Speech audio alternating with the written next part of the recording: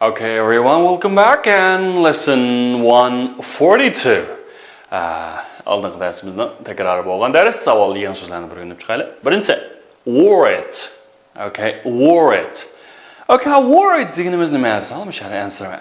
Masalan, they seemed very worried. Ular qaramoq qilganlar desa, intayin answergandek bo'ldi. Okay, masalan, I'm worried about the test. Men intamdan answerdim. Okay, I'm worried about the test. And the don't worry bo'lsin bo'ldi. Answerman.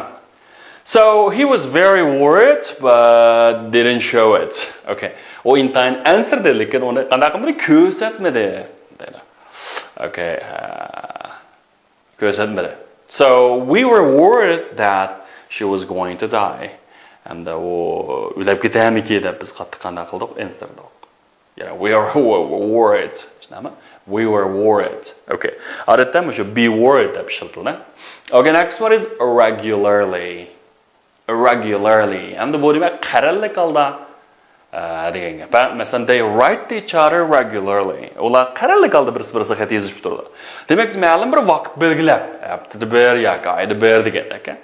Mushuni deymiz regularly. Masalan, she corrects our homework regularly. O qarorli holda topshiriqni qanday qilib turdi? Tekshirib turdi. So, we meet regularly to discuss business. Okay, biz qarorli holda ko'rishib qanday qilamiz desanglar, o'sha savdo to'g'risida qanday qilamiz, paranlashimiz. We meet regularly to discuss business. So, take the medicine regularly 3 times a day. Masalan, ma qanday ekan desanglar, o'sha bir kunda 3 qatim qanday qilsam, qarorli holda yeb turaman dedi. Take the medicine, take deganimiz yemak, to'g'ri demak. Take the medicine regularly 3 times a day. Qanday bir kunda 3 qatim. Demak, bir kunda 3 qatim o'sha to'g'rini qarorli yeb turaman dedi. Xo'sh, qaranglar. Ma'u o'zlik shakli. Demak, aktiv holat, nima? Biz oldingi darsimizda o'sha passiv holat, ya'ni majhul holatni o'rgangandik. Baydan yutayni. Endi buni o'zgartirib qo'ygan. Masalan, birinchisi misol olaylik. Masalan, meat is bought by Mrs. Bird. Okay, Mrs. Bird by meat, nima? Endi qolganida baqinglar. Masalan, Tom waters the trees. Okay, mana nima? Demakda, avval to'ldiruvchi qildim. The trees are watered by Tom. Masalan, Ben invited Sally. Sally was invited by Ben. We planted trees. Biz daraxtlarni, ko'chatlarni tikamiz. Demakchi, ko'chatlar biz tarafdan tikildi. Demakchi nima? Trees were planted by us. Buning ham shu being boshda keladi, and then be done. Done degan ham shu o'tgan bitgan shakl, umuman. Ondan ekan endi by me. Vaqtni nima ega, vaqtga qanday desam to'ldiruvchi. Buni munosib qanday qilgan gap, olmishilgan gap. Hamma mashq qilib practice. Example, air the room. Masalan, Amy air the room every morning. Endi buningki majhul darsi. The room is aired by Amy every morning. Amy darbidan har kun degan qanday qildi? Tozalanadi. So open the window. Mary opens the window every day. Mary har kun qanday qildi?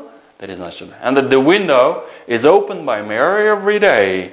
That is har kun kim tarbidan? Mary tarbidan qanday qildi? Echiladi. So what about that? You're going to clean the room. Endi tozalama. Demak, themesis. Demak, endi themesis degan smislar. Demak, ayol o'xshashlar qanday desanglar? Smith abadli. Smithers cleans the room every day. And the room is cleaned by Smithers every day. Bu uy Smithlar tarafidan qanday qilindi? Tozalandi. So empty the basket. Empty the basket. Masalan, Ben's empties the basket every week. Har hafta Ben's qanday qildi? Bu quruqlaydi. Nima? The basket endi bu yerga har kuni bo'lgan is emptied by Ben's every week. So sharpen the knife. Pichoqni qanday qilmoq? Bilmak. İştikleş demek. Mesela Bob sharpens the knife every day. Afişin şahs birlik olgaçqa askatıldı. Demek the knife is sharpened by Bob every day. So turn on the tap. Bu şu cümlekni açmak. Mesela someone turns on the tap regularly and the tap is turned on by someone regularly. Is turned on by someone regularly. Okay, next one, repair this car. Mesela Ken repairs this car every month. Her ayda qana qilib, remont qiladi. Demek bu mashina mushu tarafdan remont qilindi. Mushun nima deymiz? The car is repaired by Ken every month. Demek car is repaired by Ken every month. Good. And water these flowers. Hem de bu güllarni sug'uring. Like sunflowers. And the Mike waters the flowers 5 minutes ago. Watered these flowers. And the bu 5 minut ilgari sug'adi. And the bu 5 minut ilgari sug'urildi desakchi. These flowers o'tgan zaman shakli were watered by Mike 5 minutes ago. So by these models, and the modellarni qanday qilmoq? Peter bought these models yesterday. Demek these models, and the ko'plik keldi. Ko'plik o'tgan zaman birongsan qaysi keldi? Were bought. Were bought Peter yesterday. Tunugin setibelanda. Sweep the floor. Masalan, Anne swept the floor just now. Abaylam qanday qildi? Tozaladi. Demek the floor was o'tgan bitgan shakli qaysi? Swept. Was swept by Anne just now. Abaylam qanday qildi? Tozalandi. Masalan, take them to school. Ularni qanday qilmoq? Maktabga olib bormoq. Masalan, Martin, took them to school yesterday. Martin ularni maktabga olib bordi. Demak, they were taken to school by Martin. They were taken to school by Martin yesterday. Ular Martin tarafidan qanday qilindi? Maktabga olib borildi. Qanday qilmish shu tuvandiki bo'sh o'rinlarni to'ldirib qo'yganlar o'zlarini tuyg'usiga asosan bolalar. Masalan, the room by him and the bedroom shakli ekan-ku. The room is cleaned by him every day. Bak, keyin every day qaraymiz. Every day deganda oddiy hozir qilsam bo'ladi.